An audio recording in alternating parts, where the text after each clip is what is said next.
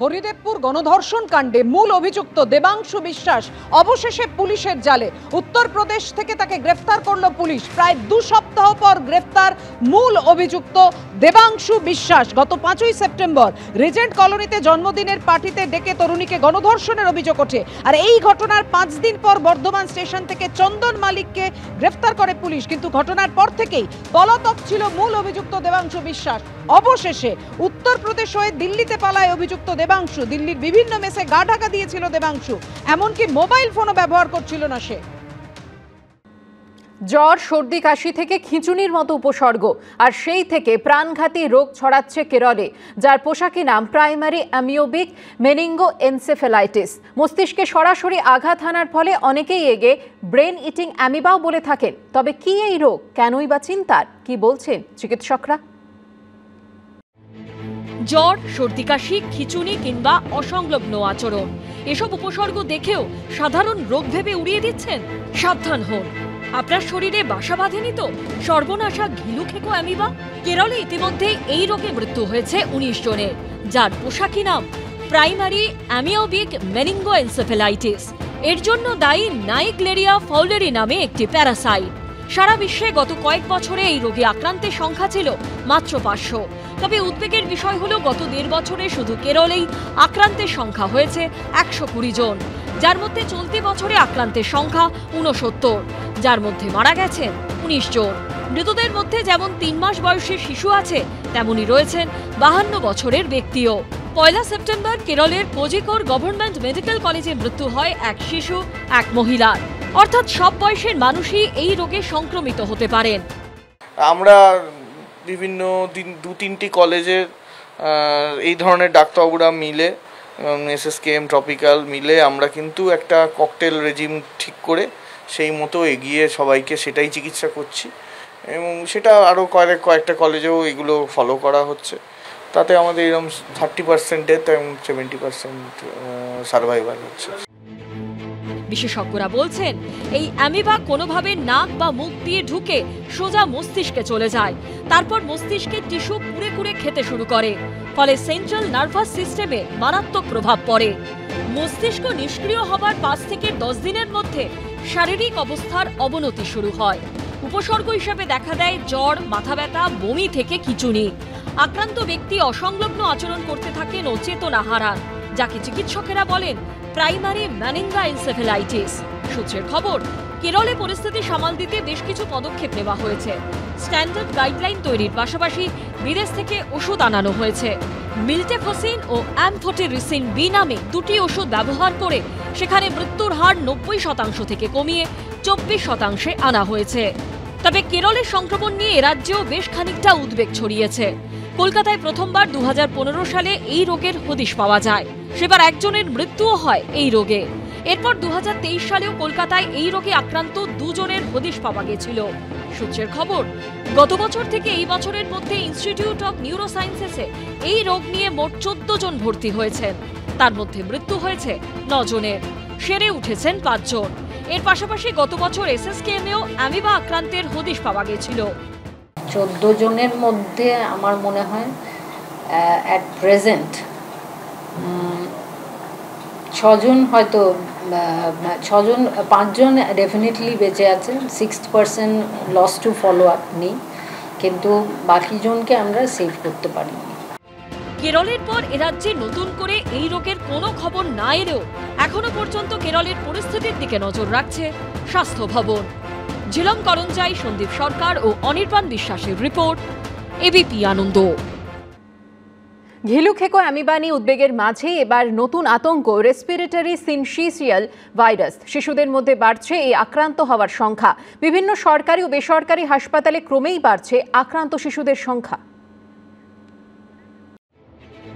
একদিকে ঘিলুখেকো অ্যামিবা নিয়ে বাড়ছে উদ্বেগ, অন্যদিকে এ রাজ্যে আতঙ্কের নাম রেসপিরেটরি সিনশিয়াল বা RS ভাইরাস। গত 2 সপ্তাহে রাজ্যে উল্লেখযোগ্যভাবে বেড়েছে RS ভাইরাসে আক্রান্তের সংখ্যা। এতে মূলত আক্রান্ত হচ্ছে শিশুরাই। সদ্যজাতদের ক্ষেত্রে এই রোগে আক্রান্ত হবার আশঙ্কা আরও বেশি, তবে আক্রান্ত হতে পারেন 60 ঊর্ধ্বরাও। আমরা প্রত্যেক বছর জেনারেলি এই সময়টাতে নানা রকম virus infection pi, influenza, adeno, metapneumo virus.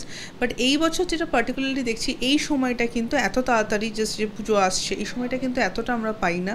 But এবার পাচ্ছি বাচ্চাদের ফিভার এবং তার সাথে সর্দি কাশি, এবং সেখানে গিয়ে শ্বাসকষ্ট হচ্ছে। বাচ্চা তখন পিআইসিইউতেও ভর্তি হচ্ছে। এখন আমার পিআইসিইউ ফুল এবং প্রত্যেকটা বাচ্চায় আরএসভি নিয়ে ভর্তি আছে। এই রোগের উপসর্গের সঙ্গে মিল রয়েছে অন্যান্য ভাইরাস ঘটিত রোগের। এই রোগে আক্রান্তদের জ্বর, শ্বাসকষ্ট, কাশি, খাওয়ায় অরুচির মতো নানান উপসর্গ দেখা দিচ্ছে। কমন যেরকম রেসপিরেটরি ভাইরাসের যা সিমটম হয় এদেরও তাই, যেটা আমাদের ভাষায় অ্যাকিউট ব্রঙ্কিওলাইটিস, এটা হচ্ছে স্টার্টিং। তারপরে কখনো কখনো হয়তো নিউমোনিয়া ডেভেলপ করতে পারে। মানে সহজ কথায় বললে তাদের শ্বাসকষ্ট হচ্ছে, কাশি সর্দি হচ্ছে, জ্বর থাকছে। জ্বরটা হয়তো তাড়াতাড়ি চলে গেল, কিন্তু কাশিটা কমতে তাদের প্রচণ্ড মুশকিল, এবং শ্বাসের সমস্যা হচ্ছে। কেউ কেউ হয়তো শ্বাসকষ্টের জন্য হয়তো হাসপাতালে ভর্তি হতে হচ্ছে। সরকারি হাসপাতাল তো বটেই, শহরের একাধিক বেসরকারি হাসপাতালে পরীক্ষার পর শিশুদের মধ্যে ধরা পড়ছে এই রোগ। যেমন পাকসার্কাসের ইনস্টিটিউট অফ চাইল্ড হেলথের পরীক্ষায় গত 1 মাসে আরএস ভাইরাসে আক্রান্ত 41 জন শিশুর হদিশ মিলেছে। বছর যেটা হয়েছে যে এটা একটু আগে এসছে, আমরা ইউজুয়ালি পোস্ট অটাম প্রি উইন্টারই এই আরএসভিটা পাই। এবারে একটু আগে এসছে, কিছু কিছু ক্লাস্টারিং অফ কেসেস এসছে, বাট প্রত্যেক বছর যেই হারে পাই সেরকমই, এর থেকে বেশি কিছু না। যাদের বয়স 1 বছরের তলায় তারাই বেশি সিরিয়াস হয়, তাদেরই সমস্যা বেশি হয় অ্যাকচুয়ালি। আরএস ভাইরাসে আক্রান্ত অনেক শিশুই এই মুহূর্তে ভর্তি রয়েছে বিভিন্ন হাসপাতালের পেডিয়াট্রিক বা আইসিইউতে। সন্দীপ সরকারের রিপোর্ট, এবিপি আনন্দ। বীরভূমে ফের ইডির অভিযান। পাইকর কিষাণ মান্ডিতে ইডির আধিকারিকরা তারা আজকে হানা দেন। আপনাদের জানিয়ে রাখি, বীরভূমে তৃণমূলের প্রথম সারির নেতার বাড়ি থেকে উদ্ধার হয় 40 লক্ষ টাকা। 20 লক্ষ টাকার হিসাব দেন তৃণমূল নেতা, কিন্তু বাকি 20 লক্ষ টাকা সেটার উৎস কি হিসেব দিতে পারেননি, এমনটাই সূত্রের খবর। যে কিষাণ মান্ডিতে ধান বিক্রি করে এই 20 লক্ষ টাকা পান ওই শাসক নেতা, সেই কিষাণ মান্ডিতে হানা দিলেন ইডির আধিকারিকরা। কথা বলবো, আমাদের সঙ্গে রয়েছেন আমাদের প্রতিনিধি ভাস্কর মুখোপাধ্যায়। ভাস্কর, ইডি সূত্রে কি জানতে পারছো? দেখো পাপি, ইডি সূত্রে আমরা জানতে পারছি যে এই কিষাণ মান্ডিতে বীরভূমের একজন প্রভাবশালী তৃণমূল নেতা তিনি ধান বিক্রি করেছিলেন, কারণ তার বাড়ি থেকে, বোলপুরের বাড়ি থেকে প্রায় 40 লক্ষ টাকা উদ্ধার হয়েছিল। তার মধ্যে 20 লক্ষ টাকার তিনি হিসাব দিয়েছিলেন, এবং এই 20 লক্ষ টাকার মধ্যেই রয়েছে ধান বিক্রির টাকা। এর জন্য যিনি এই মোরারই 2 নম্বর ব্লকের যিনি কৃষি আধিকারিক, তাকে গত 1 সপ্তাহ আগে চিঠি দিয়েছিল, ইডির তরফ থেকে একটা চিঠি দেওয়া হয়। চিঠি দিয়ে সেখানে জানতে চাওয়া হয় যে এই যে নেতা, তার এই এলাকাতেই বাড়ি, অর্থাৎ গ্রামের বাড়ি হচ্ছে পাইকরের কাছাকাছি, তার যে জমি রয়েছে সেখান থেকে কত ধান উৎপন্ন হয়েছে সে তার হিসাব চাওয়া হয়েছিল। তারপরই এই ইডির আজকে হানা, এবং 4 জনের ইডি দল আজকে প্রায় সকাল 11:30 থেকে লাগাতার এই কিষাণ মান্ডিতে তল্লাশি চালাচ্ছে, কাগজপত্র খতিয়ে দেখা হচ্ছে। কারণ যে তিনি যে হিসাব দিয়েছেন সেই সময় তিনি কি এই সত্যি এই ধান বিক্রি করেছিলেন, বা এত ধান কি তার ছিল, তার জমি থেকে কি এত ধান উৎপাদন হয়েছিল, সেই যে বিক্রি করেছেন পুরো হিসাবপত্র খতিয়ে দেখা হচ্ছে। কারণ আগামীকাল আদালতে যাওয়ার কথা সেই তৃণমূল নেতার। অতএব কালকে, এর আগেও 2বার তিনি গেছিলেন, তখন 2বারই ইডি কিন্তু তাকে হেফাজতে চেয়েছিল, কিন্তু তিনি হেফাজতে পাননি ইডি। তারপরে এই বলা হচ্ছে, তারপরে কিন্তু এই ইডির অভিযান, এবং এখান থেকে ইডি যেটা জানতে চাইছে যে টাকার উৎস কোথা থেকে। টাকার উৎস তিনি দেখাচ্ছেন যে 20 লক্ষ টাকার, তার মধ্যে মোটা অঙ্কের টাকা দেখাচ্ছেন এই ধান বিক্রি করে। সেটা কি সত্যি না মিথ্যা, সেই বিষয়টাই কিন্তু তদন্ত চালাচ্ছে ইডি। আমরা দেখতে পাচ্ছি কেন্দ্রীয় নিরাপত্তা বাহিনী ভেতরে রয়েছে, গাড়ি রেডি হয়ে গেছে, কিছুক্ষণের মধ্যেই ইডি আধিকারিকরা উপর থেকে নেমে আসবেন, কিন্তু এখনও পর্যন্ত তল্লাশি চলছে।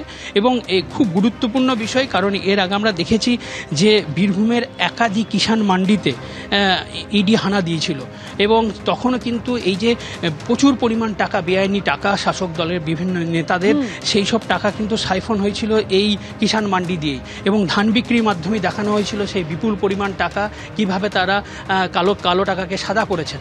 এবং সেটাই ইডি এখানেও সেইভাবেই তল্লাশি চালাচ্ছে, এবং এখানে নিশ্চিত করতে চাইছে যে তৃণমূল নেতা তিনি যে হিসাব দিয়েছেন সত্যি তিনি এখানে ধান বিক্রি করেছিলেন কিনা, বা যে টাকা তিনি দেখিয়েছেন সেটা সময় মতো তিনি পেয়েছিলেন কিনা, পুরো বিষয়টি খতিয়ে দেখা হচ্ছে ইডির তরফ থেকে। ধন্যবাদ তোমায় ভাস্কর।